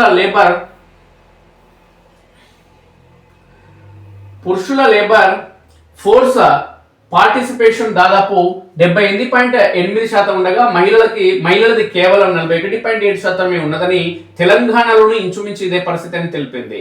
అంటే పని చేయగల సామర్థ్యం ఉన్న ప్రతి 100 మంది మహిళల్లో 60 మందికి పైగా ఉపాధి రంగానికి దూరంగా ఉంటున్నారని పేర్కొంది. ఇది రాష్ట్ర ఆర్థిక వ్యవస్థకు పెద్ద నష్టమని, ఈ అంతరాన్ని పూడ్చడానికి మహిళలను ఉద్యోగాల్లోకి తీసుకురావడం అత్యవసరమని ఆర్బీఐ పేర్కొంది. కాబట్టి దీన్ని దృష్టిలో ఉంచుకొని తెలంగాణ ప్రభుత్వం చేసే ఖర్చులో రాబడి ఏమంటే జీతాలు, పెన్షన్లు, సబ్సిడీలు ఎక్కువగా ఉంటున్నాయని ఆర్బీఐ పేర్కొంది. దీంతో భవిష్యత్తులో ఎలాంటి ఆదాయం రాదని, దీనికి బదులుగా మూలధన వ్యయం అంటే రోడ్లు, సాగునీటి ప్రాజెక్టులు, విద్యుత్ కేంద్రాలు, పారిశ్రామిక వాడల నిర్మాణాలపై పెట్టాలని సూచించింది. ఆస్తులను సృష్టిస్తే అవి భవిష్యత్తులో ప్రభుత్వానికి ఆదాయాన్ని తెచ్చిపెడతాయని స్పష్టం చేసింది. తెలంగాణ ప్రభుత్వం సాగునీటి ప్రాజెక్టులపై ఖర్చు చేస్తున్నప్పటికీ అది అప్పుల ద్వారా కాకుండా సొంత ఆదాయం ద్వారా జరిగేలా చూసుకోవాలని తెలిపింది. కేంద్రం ఇస్తున్న 50 ఏళ్ల వడ్డీ లేని రుణాలను పూర్తిగా సద్వినియోగం చేసుకుని అభివృద్ధి పనులు వేగవంతం చేయాలని ఆర్బీఐ సూచించింది. కాగా రాష్ట్రంలో తరచూ వస్తున్న వరదలు, రాష్ట్రంలో మారుతున్న వాతావరణ పరిస్థితులు ఆర్థిక వ్యవస్థకు పెను సవాలుగా మారబోతున్నాయని ఆర్బీఐ హెచ్చరించింది. వాతావరణ మార్పులతో పంట నష్టం, ఆస్తి నష్టం జరిగి ప్రభుత్వంపై ఊహించని ఆర్థిక భారం పడుతున్నదని తెలిపింది. దీన్ని ఎదుర్కోవడానికి బడ్జెట్లోని ప్రత్యేక నిధులు కేటాయించే క్లైమేట్ బడ్జెటింగ్ విధానాన్ని తెలంగాణ ప్రభుత్వం అమలు చేయాలని సూచించడం జరిగింది ఆర్బీఐ.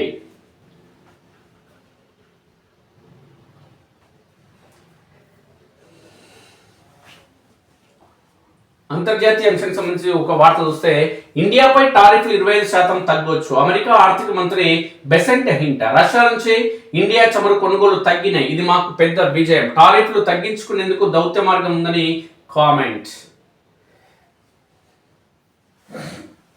బంగ్లాపై బహిష్కరణ వేటు. T20 వరల్డ్ కప్ నుంచి బంగ్లాదేశ్ ను ఇంటర్నేషనల్ క్రికెట్ కౌన్సిల్ ఐసీసీ తప్పించింది. ఆ జట్టు స్థానంలో స్కాట్లాండ్ ను చేర్చినట్లు శనివారం ప్రకటించింది. నేపథ్యంలో T20 వరల్డ్ కప్ కు తమ జట్టును పంపే విషయంపై పునరాలోచన చేస్తామని పిసిబి ప్రకటించింది. 14 కోట్ల అకౌంట్ల వివరాలు లీక్. జీమెయిల్, ఫేస్బుక్, నెట్ఫ్లిక్స్ కంపెనీలకు చెందిన 14.9 కోట్లకు పైగా అకౌంట్ల యూజర్ నేమ్స్, పాస్వర్డ్స్ లాంటి వివరాలు లీక్ అయ్యాయని ఎక్స్ప్రెస్ విపిఎస్ స్టడీ రిపోర్ట్ వెల్లడించింది. సమావేశ నేరగాళ్లు క్రెడెన్షియల్ స్టంఫింగ్ దాడులకు వాడుకునే ప్రమాదం ఉందని సందర్భంగా తెలిపింది. ఇక మేడారం జాతరకు ఏఐ సెక్యూరిటీ. మేడారం మహాజాతరకు ఏఐ ఆధారిత హై లెవెల్ సెక్యూరిటీకి పోలీస్ శాఖ ఏర్పాటు చేస్తుంది. ఇక 10 టీజీ క్వెస్ట్ ఏఐ డ్రోన్లతో 30 కిలోమీటర్ల పరిధిలో నిఘా పెట్టనున్నారు. చోరీలు నియంత్రించేందుకు హీలియం బెలూన్లకు అమర్చిన పాన్ టిల్ట్ జూమ్ కెమెరాలను వాడుతున్నారు. హైదరాబాద్ హ్యాబిట్స్ లోని ఫర్నిచర్ దుకాణంలో ప్రమాదం చోటు చేసుకుంది. రాత్రికి రాత్రే బ్రిడ్జ్ మాయం. ఛత్తీస్గఢ్ లోని కోర్బా సిటీ దోదీపారా ఏరియాలో ఒక కాలువపై ఉన్న 70 అడుగుల పొడవైన స్టీల్ బ్రిడ్జ్ ను దొంగలు రాత్రికి రాత్రే మాయం చేశారు. 40 ఏళ్ల కింద 10 టన్నుల స్టీల్ తో నిర్మించిన ఈ బ్రిడ్జ్ ను 17వ తేదీ రాత్రి గ్యాస్ కట్టర్లతో కట్ చేసి దొంగిలించారు. ఈ ఘటనలో 5 అనుమానితులను పోలీసులు అదుపులోకి తీసుకున్నారు. సిట్ పై ఎంక్వైరీని పట్టించుకోవద్దు పెద్దగా అంటున్నాడు కేసీఆర్. ఎందుకంటే ఇలా తప్పులు చేసిన తర్వాత సానుభూతి పొందడం అలవాటే కాబట్టి దాంతో ఏమైంది అంటున్నాడు కేసీఆర్. అల్లుని కొడుకును వినిపించుకొని. సిట్ విజిట్ కొత్త రూల్ ఏం కాదు. సైట్ విజిట్ కొత్త రూల్ ఏం కాదు. నైని కోల్ బ్లాక్ టెండర్లపై విచారణ మొదలైంది. కేంద్ర మంత్రి కిషన్ రెడ్డి. సాక్షిలో వచ్చినటువంటి ప్రధానమైన వార్తలు ఏమైనా ఉన్నాయో ఒకసారి చూస్తే, పుర షెడ్యూల్ కు సన్నద్ధం. కొలికి వచ్చిన ఎన్నికల సన్నాహాలు. ఉమ్మడి జిల్లాల వారికి కలెక్టర్లతో ముగిసిన వీడియో కాన్ఫరెన్స్ లో సాధారణ ఎన్నికల వ్యయ పరిశీలకులతో ఎన్నికల కమిషనర్ భేటీ. జిల్లాలో రిటర్నింగ్ అధికారులకు ముగిసిన శిక్షణ. ఈ నెల 27లోగా షెడ్యూల్ విడుదలయ్యే అవకాశం. ఆలోచన కేంద్రాలుగా గ్రంథాలయాలు మారాలి. పుస్తకాలు చదువుకునే కేంద్రాలుగా మాత్రమే వాటిని చూడొద్దు. డిజిటల్ కాలంలో పుస్తకాల ప్రాధాన్యత ఏమాత్రం తగ్గలేదు. హైదరాబాద్ లిటరరీ ఫెస్టివల్లో గవర్నర్ జిష్ణుదేవ్ వర్మ.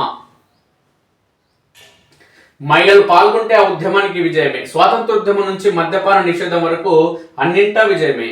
ఇక ఐద్వా రాష్ట్ర ప్రధాన కార్యదర్శి మల్లు లక్ష్మి పేర్కొన్నారు. మహిళలపై పెరుగుతున్న అఘాయిత్యాలు, మహిళల హక్కుల కోసం భవిష్యత్ కార్యాచరణ. అందుకే ఐద్వా జాతీయ మహాసభలు నేటి నుంచి 14వ జాతీయ మహాసభలు అంటాము ఆమె పేర్కొన్నారు. ఈనాడులో వచ్చిన ప్రధానమైన వార్తలు ఏంటంటే ఒకసారి చూస్తే, బట్టి విక్రమకు సంబంధించిన ఒక వార్త, అతివేగమే యమపాశం అంటూ ఒక వార్త, అఖిల భారత అధికారుల సర్వీసుల ఆదర్శ వివాహం అధికారులు అంటూ ఒక వార్త, కలెక్టర్ అదేవిధంగా ఎస్పీ పెళ్లి చేసుకున్నారు సబ్ రిజిస్టర్ ఆఫీస్ లో అంటూ సాధారణంగా అంటూ ఒక వార్త, రిజిస్టర్ పెళ్లి చేసుకున్నట్టు, బామ్మర్ది గుప్పుడ సింగరేణి నిబంధనలకు పాత్ర, కోట్లు కొల్లగొట్టే జాతర, మొత్తంగా సింగరేణి వ్యవస్థని చెరబట్టి దందా. ఆయన చెప్పిందే వేదం, వినకుంటే అంతే, పైగా డిస్క్వాలిఫై చేయిస్తానంటూ బెదిరింపంటూ తన అనుయాయులకు సైట్ విజిట్ సర్టిఫికేట్. సదరు నేత అడుగులకు మడుగులొత్తిన అధికారులు, బామ్మర్ది ఆగడాలకు గత సిఎండి అండదండలు. కొత్త సైట్ విజిట్ సర్టిఫికేట్ నిబంధనలకు అడ్డు చెప్పిన డైరెక్టర్ను తప్పించిన వైనం, మాన్యువల్ మార్పుల నిబంధనలకు పాత్ర. ముఖ్య నేత బామ్మర్ది ఆదేశాలతో హైదరాబాద్ లోని గెస్ట్ హౌస్ కేంద్రంగా ఓ అధికారి దందాలు. సింగరేణిపై రాబందులను వాళ్ళనివ్వ, టెండర్లు ఫైలు నా వద్దకు, ప్రభుత్వం వద్దకు రావు. సింగరేణి సంస్థకు స్వయం ప్రతిపత్తి బోర్డు ఉంది. ఇందులో రాజకీయ జోక్యానికి తావు ఉండదు. హరీష్ లేఖ రాస్తే టెండర్లు, కాంట్రాక్టులపై విచారణ, నువ్వు రాసింది తప్పు అని తిరిగి రాయి రాధాకృష్ణ అంటూ మీడియాతో డిప్యూటీ సీఎం బట్టి విక్రమకు సంబంధించిన వార్త నమస్తే తెలంగాణలో వచ్చింది. పొలాలు బీడు, ఇక బీరుకు నీరు. మరమ్మతుల కోసం సింగరేణి ప్రాజెక్టు ఖాళీ, సాగునీటికి ప్రత్యామ్నాయం చూడాలని 3 నెలల కింద టెక్నికల్ కమిటీ సూచన. ఇప్పటికీ ప్రణాళికలు రూపొందించిన ప్రభుత్వం. 1800 గ్రామాలకు పొంచి ఉన్న తాగునీటి గోస. క్రాప్ హాలిడే ప్రమాదంలో 1.60 లక్షల ఎకరాలు. హైదరాబాద్ కు నీటి కష్టాలేనంటున్న జలమండలి. సింగూరు డ్యాం పై ఆధారపడ్డ 6 బీరు కంపెనీలు, వాటికి ఇబ్బందులు లేకుండా నీటి సరఫరాకు చర్యలు. బండి అరవింద్ కు లీగల్ నోటీసులు. 5 రోజుల్లో క్షమాపణ చెప్పాలని కేటీఆర్ డిమాండ్, లేదంటే సివిల్ క్రిమినల్ కేసులు తీసుకుంటామని. కేటీఆర్ నీకు పని లేదు, పాడలేదు. సెట్ బెదిరింపులకు భయపడను, ప్రజా సమస్యలు దౌర్జన్యాలపై పోరాటం ఆపను, చట్టసభలో నాకున్న సమాచారంతో జవాబిస్తా, దూషణలు చేయను, చిల్లర భాష వాడను. బీఆర్ఎస్ ప్రధాన కార్యదర్శి ఆర్ఎస్ జర ఇప్పుడు మీ కేటీఆర్ చెప్పు సార్, జరా చిల్లర మాటలు దూషణ మాటలు మాట్లాడొద్దు నాయన, నేను మంచి పార్టీలో ఉన్నాను చెప్పి వాళ్ళు కూడా చెప్పు ప్రవీణ్ సార్. ఇవి నాటి ప్రధాన పత్రికలోని వార్తా విషయాల మిత్రులారా, మీ సూచన సలహాలు ప్రకటన వ్యక్తం చేయండి. అదేవిధంగా మీరు స్ఫూర్తి న్యూస్ను సబ్స్క్రైబ్ చేసుకుని మిత్రులు దయచేసి సబ్స్క్రైబ్ చేసుకోండి. Thank you very much.